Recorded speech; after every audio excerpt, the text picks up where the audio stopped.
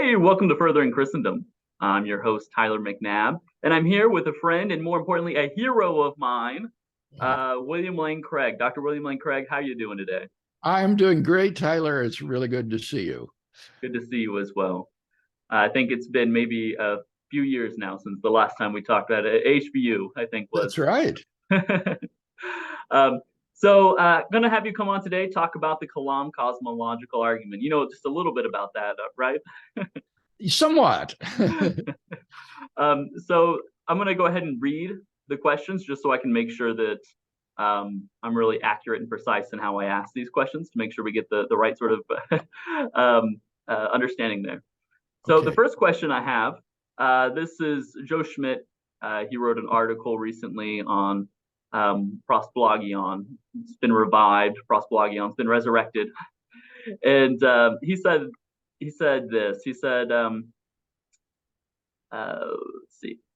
So Joe Schmidt has recently argued that a number of future events shouldn't be seen as potential infinite, but rather an actual infinite. He states the following.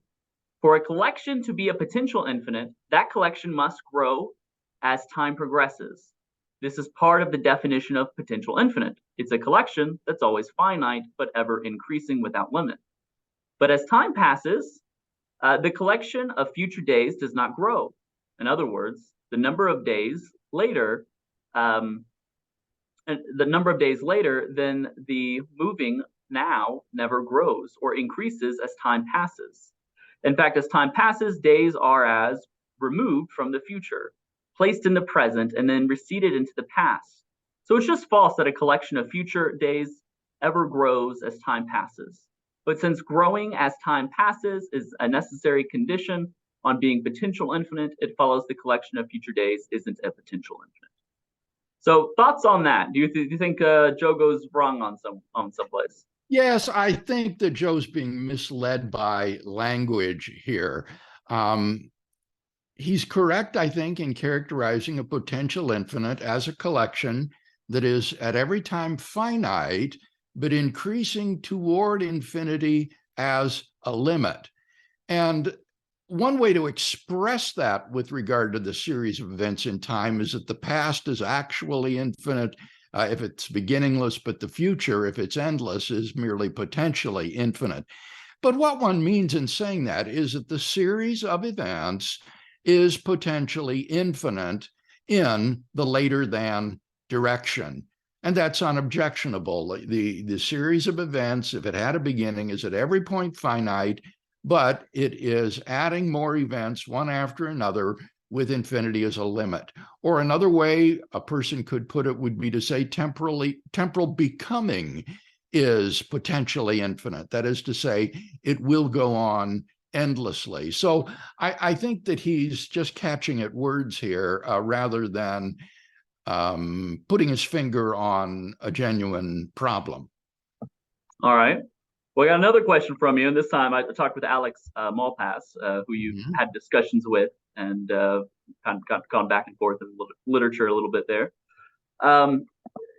In your discussion with Alex Malpass, that was related to the Kalam, Malpass sketches out an argument for why you are committed to being, why if you are committed to it being impossible to have an infinite number of past events, then you need to be committed to there not being an infinite number of future events too. In one of your later responses, you argue that on presentism, there are no future events, rather less an infinite amount of them. Alex Malpass has later argued that it doesn't matter that they don't exist now, for there will be an infinite number of future events. So there is still an actual infinite you still have to worry about. If one says that there are 0 future events, then Malpass worries that time would end now. How would you respond to Malpass? Well, before I respond directly to the argument, Tyler, I think it's worth pointing out that this is a purely ad hominem objection.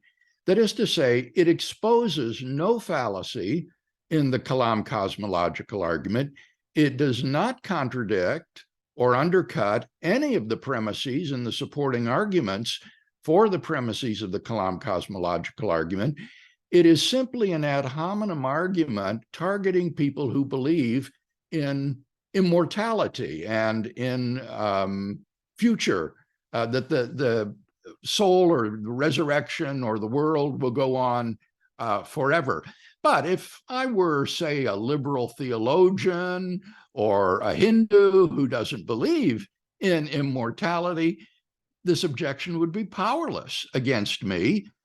It is only effective against people who believe in an endless future.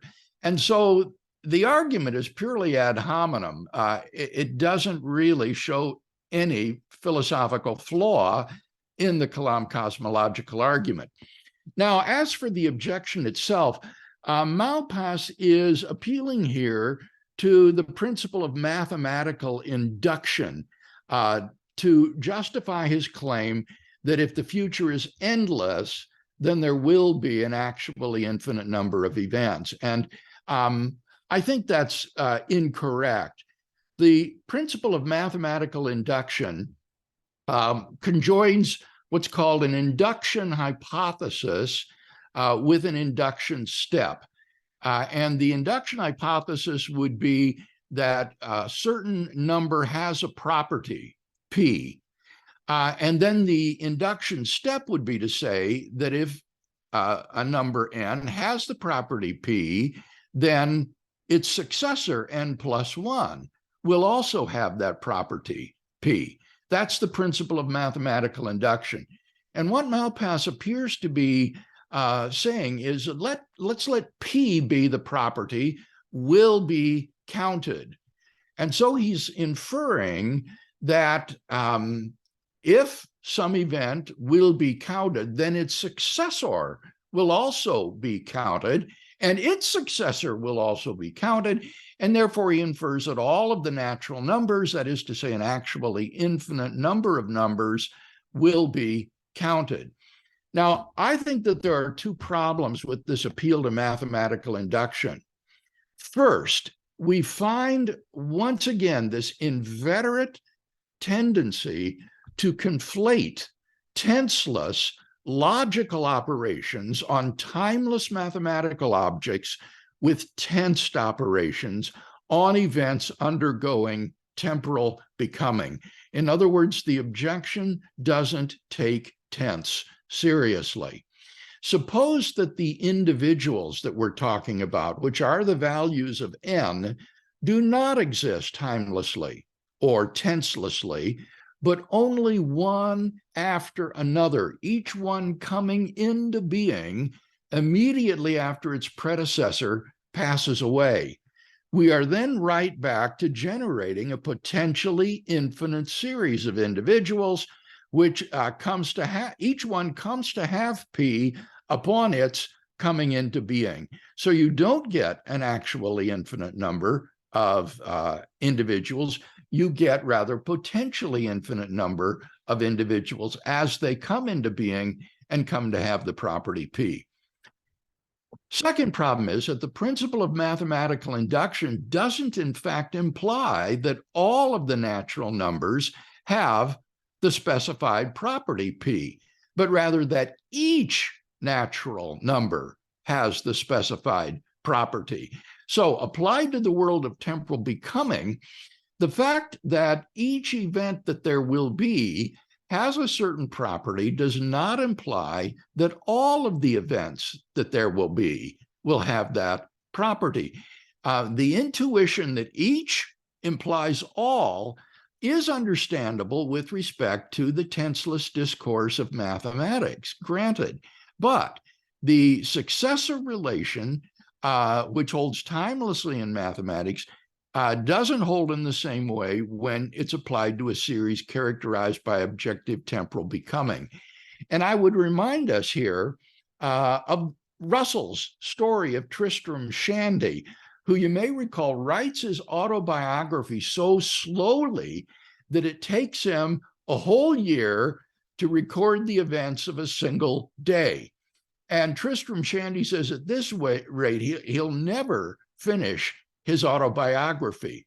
Well, Russell doesn't disagree with that, but what Russell does point out is that if Tristram Shandy lives forever, then no page of his autobiography will remain unwritten.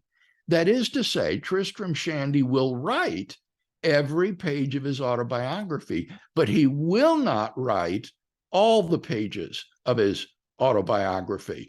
So I think that this subverts this appeal to the principle of mathematical induction. What we get again is not an actual infinite, but a potential infinite that involves infinity as a limit that will never be reached. I see. That makes sense. That's yeah, that's good.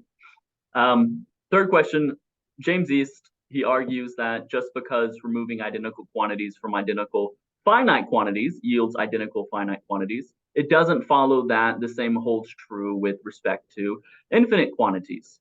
We need an argument, he says, for thinking the same applies to infinite quantities. And one might just argue that it strictly follows from trans-finite math that removing identical quantities from identical quantities does not actually yield identical quantities. So anyway, thoughts on this objection? Well, I think that James is wrong in thinking that this doesn't apply in infinite quantities. This follows from the logic of identity, not from the finitude of the quantities involved. They are the same quantity. They are identical.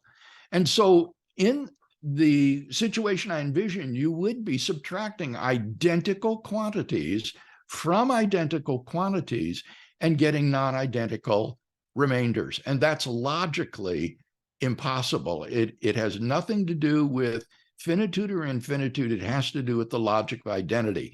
Now, in fact, in trans-finite arithmetic, James is wrong to say that it follows that you can subtract identical infinite quantities from identical infinite quantities and come up with non-identical remainders. On the contrary, in trans-finite arithmetic, these inverse operations like subtraction and division cannot be performed with infinite quantities. You can do addition and multiplication with trans-finite numbers, but you cannot do subtraction or division with them. They are ruled out. They're against the rules. But as I point out in my argument about Hilbert's Hotel, you can slap the hand of the mathematician who tries to break the rules by subtracting infinite quantities from infinite quantities, but you can't stop people from checking out of an infinite hotel. If you bar the door, they'll jump out the windows. So I think that James is incorrect here in failing to see that the problem here is occasioned just by the logic of identity. That's interesting, appealing to logic here. Yeah, and I have a quick response to James East where I say, well, it might be that you don't need arguments per se, but it's just like assuming. You look at trans-finite numbers and you look at finite numbers, and you just realize that it just seems to you that the same rules that apply to finite quantities also apply to trans-finite or infinite quantities. So I think that seems like a good move. Yeah. All right, so in your opinion, what is the best objection to the view that you cannot traverse an actual infinite? And what would be your response to that objection? Well, I think that the best thing that the critic can say here is that given that the past is beginningless, you have had an infinite amount of time to complete the infinite past.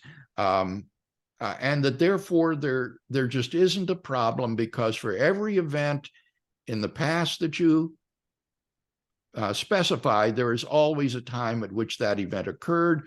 And so there's a one-to-one correspondence between events and times. And so there's just no problem. Now, if you reply then, as I do, in that case, it makes it inexplicable why someone counting down the negative numbers from eternity past would finish today rather than yesterday or the day before that or the day before that, because by then he's already had an infinite amount of time to finish his countdown. Then I think the critic can do no better than to simply say, there doesn't need to be a reason for why the person is finishing his countdown now rather than earlier. It's just a brute fact, and there is no reason.